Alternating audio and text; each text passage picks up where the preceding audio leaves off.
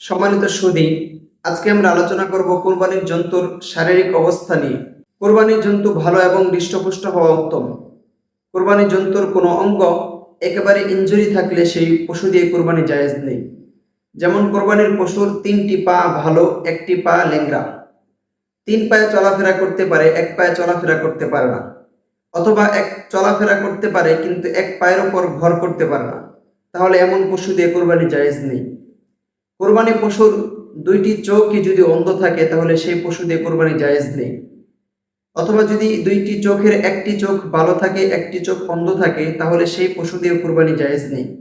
আর যদি কোরবানির পশুর 1টি চোখ একেবারে ভালো থাকে, আরেকটি চোখের 1/3 অধিক নষ্ট থাকে, তাহলে সেই পশু দিয়ে কোরবানি জায়েজ নেই। কোরবানির পশুর সবগুলো দাঁত যদি পড়ে গিয়ে থাকে, একটি দাঁতও বাকি না থাকে, ঘাস খেতে পারে না, তাহলে এমন পশু দিয়ে কোরবানি জায়েজ নেই।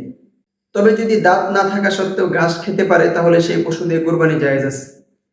কোরবানির পশুর জন্ম থেকে যদি কান একেবারে না থাকে, তাহলে সেই পশু দিয়ে কোরবানি জায়েজ নেই। আর যদি কান থাকে কিন্তু ছোট আকৃতির, সেক্ষেত্রে সেই পশু দিয়ে কোরবানি জায়েজ আছে। কোরবানির পশুর শিং যদি একেবারে মূল থেকে ভেঙে গিয়ে থাকে, তাহলে সেই পশু দিয়ে কোরবানি জায়েজ নেই। আর যদি এমন হয় যে শিং ভেঙেছে কিন্তু মূল থেকে নয়, গোড়া থেকে নয়, হালকা পাতলা ভেঙেছে, তাহলে সেই পশু দিয়ে কোরবানি জায়েজ আছে।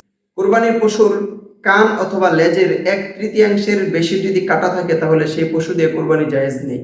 কোরবানির পশু যদি একেবারেই অন্ধ থাকে, 2টি চোখ অন্ধ থাকে, তাহলে সেই পশু দিয়ে কোরবানি জায়েজ নেই। 1টি চোখ অন্ধ আরেকটি চোখ ভালো, এমন পশু দিয়েও কোরবানি জায়েজ নেই।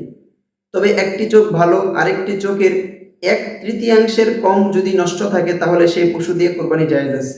আর যদি 1/3 বেশি পরিমাণ নষ্ট থাকে, অন্ধ হয়, তাহলে সেই পশু দিয়ে কোরবানি জায়েজ নেই। কোরবানির পশু যদি একেবারে এমন দুর্বল হয় যে জবাইয়ের স্থান পর্যন্ত হেঁটে যেতে পারে না, তাহলে সেই পশু দিয়েও কোরবানি জায়েজ নেই। কোরবানির উদ্দেশ্যে ভালো পশু ক্রয় করার পর যদি সেই পশুটি ত্রুটিযুক্ত হয়ে যায়, অসুস্থ হয়ে যায়, যে অসুস্থতার কারণে কোরবানি জায়েজ হয় না, তাহলে ব্যক্তি যদি ধনী হয়, নেশাব পরিমাণ সম্পদের মালিক হয়, তাহলে সেই ব্যক্তির জন্য আরেকটি পশু ক্রয় করে কোরবানি দিতে হবে। আর যদি ব্যক্তি গরিব হয়, তাহলে তার জন্য দ্বিতীয় আরেকটি পশু ক্রয় করা জরুরি নয়। গর্ভবতী পশু কোরবানি দেওয়া জায়েজ আছে। গর্ভ থেকে যেই বাচ্চা বের হবে, সেই বাচ্চাকেও কোরবানি দিতে হবে। তবে যদি প্রসবের সময় একেবারে কাছাকাছি হয়, নিকটবর্তী হয়, সেক্ষেত্রে সেই পশুকে কোরবানি দেওয়া মাকরুহ। অন্য আরেকটি পশু ক্রয় করে কোরবানি দেওয়া উচিত।